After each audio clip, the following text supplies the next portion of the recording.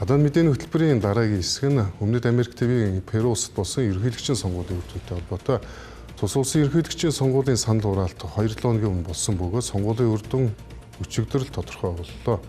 Тус улс нь манай Монгол улс шиг уул уурхай тэр дундаа зэсийн салбарт тулгуурсан эдийн засагтай уул уурхайн салбарыг тойрсон популизм аюулгүй байдалтай холбоотой асуудлууд ерөнхийлөгчийн сонгуулийн гол сэдвүүд байсан.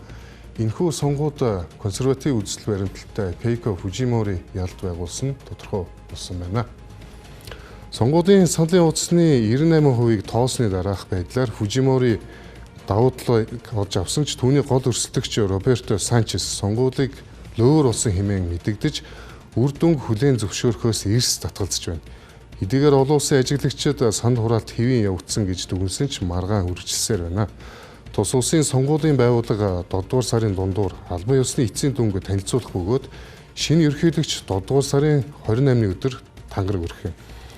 Тэрээр Хятадын бизнесментэй холбогдсон авилгын дүүлээний улмаас огцорсон өмнөх ерөнхийлөгчийг орлож байсан Хосе Балкаразас төрийн эрхийг шилжүүлэн авах бөгөөд Перу улсад сүүлийн 10 жилийн хугацаанд 8 ерөнхийлөгч 21 ерөнхий сайд солигдож нэг ч төрийн тэргуун бүрийн эрхээ дуусгах чадаагүй.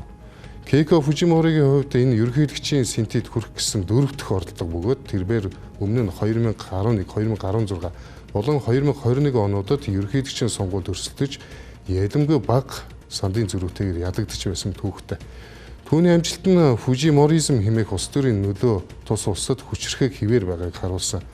Түүний эцэг нь 1990-с 2000 онд улс орныг удирдах эдийн засгийг тогтворжуулсан ч хүний эрхийг ноцтойгоор зөрчсөн хэрэгээр 16 жил шоронд хоригдож саяхан буюу 2024 онд нас барсан.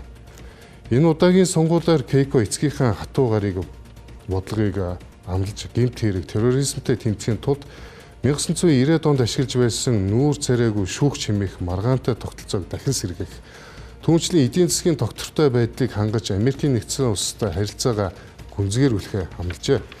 Шинэ ерөнхийлөгчийн хувийн карьерч хууль эрх зүйн маргаанаар дүүрэн байдаг. Тэрээр сонгуулийн кампанит ажлынхаа хууль бус санхүүжилттэй холбоотой хэрэгээр 2018-аас 2020 оны хооронд жил хагасын хугацаанд цагдаа хоригдож байсан бөгөөд уг хэргийг өнгөрсөн онд хэрэгсэхгүй болгон шийдвэрлсэн байдаг.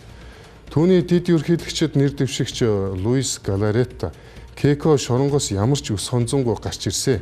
Одоо илүү прагматик шинэ Кейко болсон хэмээн ард түмэндээ тодорхойлж байна.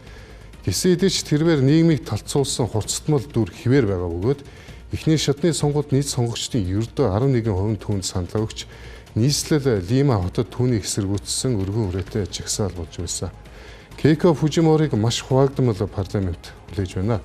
Перу улсын хууль тогтоох байгууллага 2 танхимд тогтолцоон шийдсэн бөгөөд 130 суудалтай төлөөлөгчдийн танхим болох 60 суудалтай сенатад айж нам олонх бод чадаагүй. Гэвч Фужиморигийн тэргүүлдэг барууны консерватив ардын хүч нам доод танхим 41, сенатад 22 суудал авснаар хамгийн олон суудалтай нам болоод байна.